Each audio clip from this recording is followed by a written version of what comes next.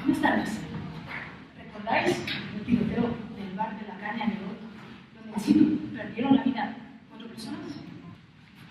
Situaciones como estas están presentes en el día a día de los profesionales de la emergencia.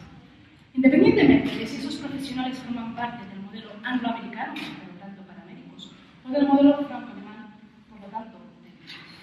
Imaginemos ahora que a todos estos profesionales les ponemos una mochila en la espalda y en su día a día les vamos cargando con estas situaciones traumatizantes, así como con otras exigencias emocionales y otras condiciones del entorno laboral.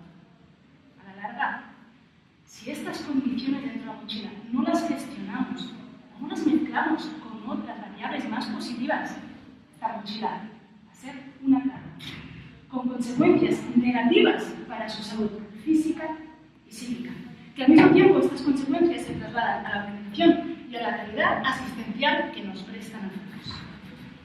El trabajo que vengo a presentar tiene como objetivo ampliar el conocimiento de estas condiciones, las negativas, pero también las positivas, en aras de procurar por la salud de estos profesionales y también por la calidad asistencial que nos prestan. No es lo mismo, vengo a hablar de los factores psicosociales de riesgo o prevención para la salud de los profesionales ambulantes. La primera parte del trabajo trata de pesar estas mochilas, las variables positivas y negativas de su relación, es decir, antecedentes y consecuencias de la exposición a factores psicosociales.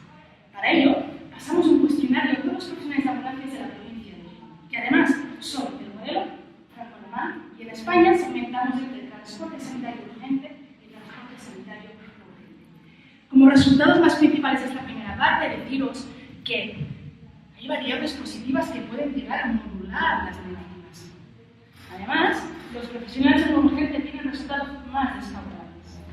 Para finalizar con esta parte, decir que el 67,7% de estos profesionales que nos atienden tienen síntomas compatibles con desarrollar el síndrome de estar quemado en el trabajo. Demasiado elevado, ¿verdad?, como para no continuar procurando por la salud de estos profesionales. Así que la segunda parte del trabajo dice, vamos a ver qué llevan en la mochila, cuáles son estos factores de riesgo, cuáles son estos de prevención. Y para ello, hicimos una comparativa entre los dos modelos, como novedad en la literatura.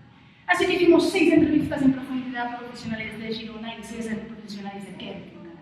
En ambos países, estos profesionales coinciden que la sobrecarga laboral, la relación con sus responsables, la privatización de la sanidad, el corte o recursos que ponen de menos en las crisis económicas, y sobre todo los cuadrantes laborales que no permiten la conciliación. Todo esto, dicen, son factores de riesgo para nuestra salud. Pero por otra parte, dicen, el reconocimiento de la sociedad, la relación con nuestros compañeros, son factores de prevención para su salud.